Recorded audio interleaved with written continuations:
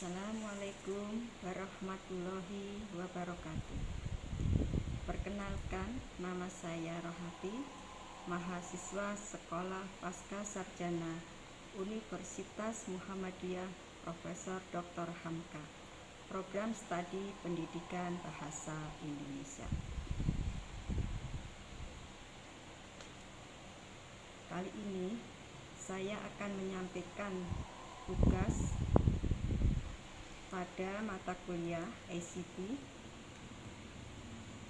yaitu tugas minggu keempat dengan materi metode pembelajaran di kampus.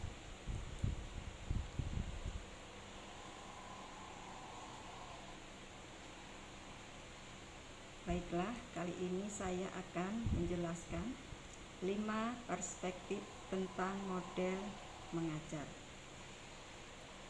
Menurut Patch 1998 berpendapat bahwasanya perspektif menyajikan adalah sebagai pandangan dalam mengajar, yaitu 1. Transmisi, 2. Magang, 3. Development atau perkembangan siswa, 4. Nurturing atau pengasuhan, dan kelima, reformasi sosial. 1. Yaitu transmisi. Ciri-ciri dari model pembelajaran transmisi yaitu 1. Penyampaian konten yang efektif, pendekatan objektifis. 2. Belajar dengan mendengarkan. 3. Pengajaran dengan cara ceramah atau tradisional. Kuliah transmisif yaitu belajar dengan mendengarkan. Salah satu bentuk pengajaran kelas yang paling tradisional adalah ceramah. Ceramah itu sendiri termasuk dalam tradisi pembelajaran lisan yang lebih lama, di mana pengetahuan diteruskan dari mulut ke mulut, dari satu generasi ke generasi berikutnya. Dalam konteks akurasi dan otoritas atau kekuasaan dalam mengontrol akses ke pengetahuan sangat penting agar pengetahuan yang diterima berhasil ditransmisikan. Menurut Tony Page, apa yang luar biasa adalah bahkan setelah penemuan mesin cetak, radio, televisi, dan internet, kuliah transmisif ditandai dengan instruktur berwibawa berbicara dengan sekelompok siswa masih tetap menjadi metodologi dominan untuk mengajar di banyak institusi, bahkan di era digital.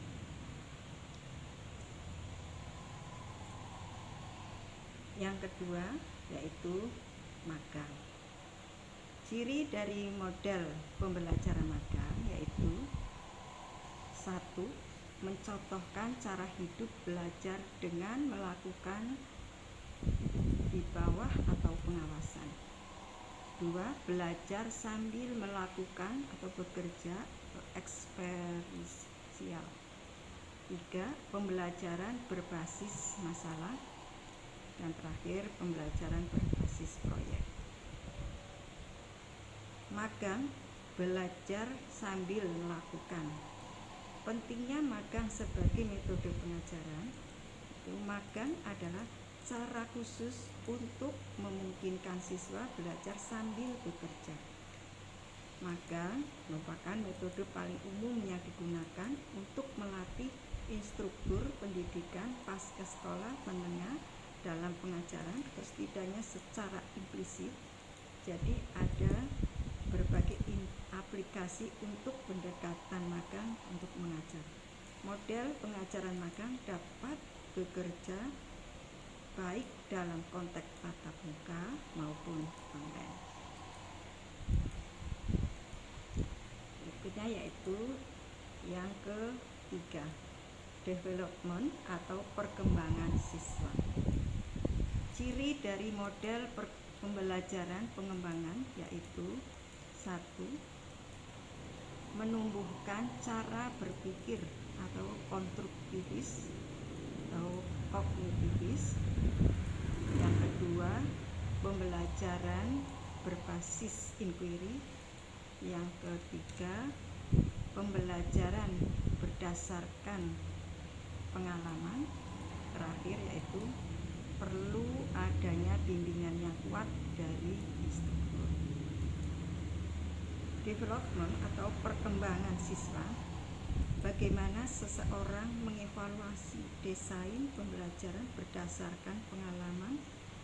Sebagian bergantung pada posisi epistemologis seseorang.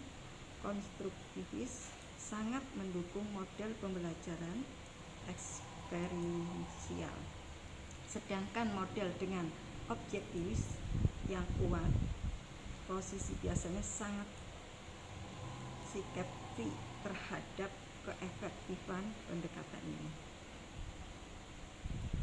Namun, banyak bentuk pembelajaran berdasarkan pengalaman dapat memiliki bimbingan yang kuat dari instruktur, dan seorang harus sangat berhati-hati saat membandingkan kelompok yang cocok yang termasuk dalam tes pengetahuan, pengukuran keterampilan yang diklaim dikembangkan oleh pengalaman belajar dan tidak adil berdasarkan penilaian sama seperti untuk metode tradisional yang seringkali memiliki bias besar menghafal dan pemahaman.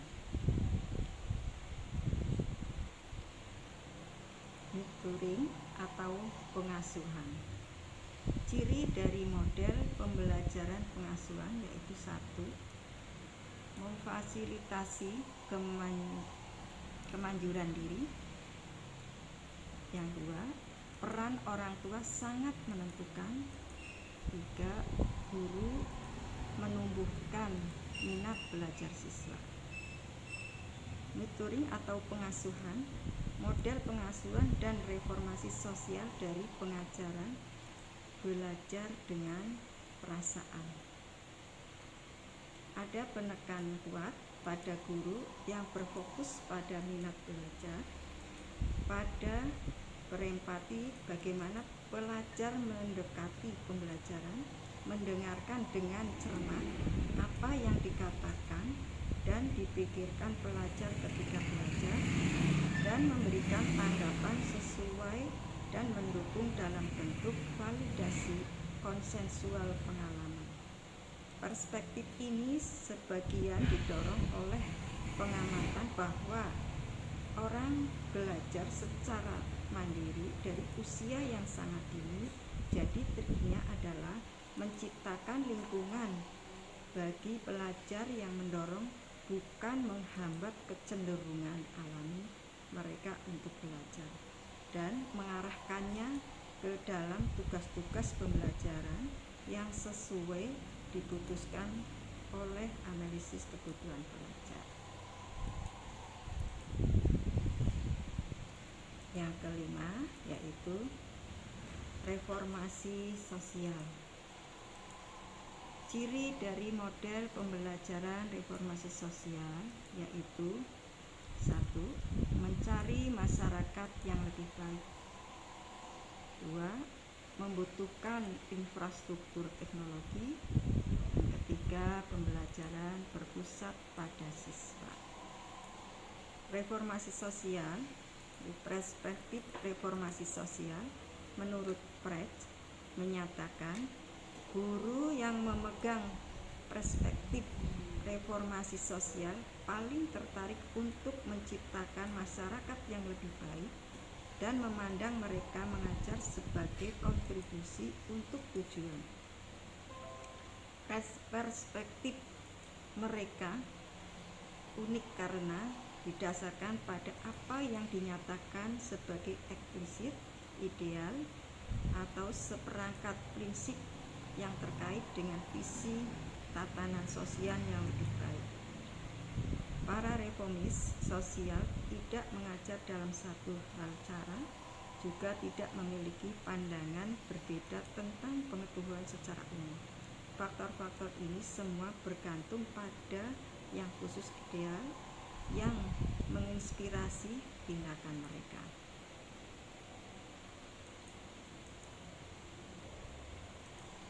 Jadi, sebagai guru, mengidentifikasi pengajaran di kelas, metode yang paling mungkin untuk mendukung pengembangan pengetahuan dan keterampilan siswa atau yang dibutuhkan pelajar di era digital.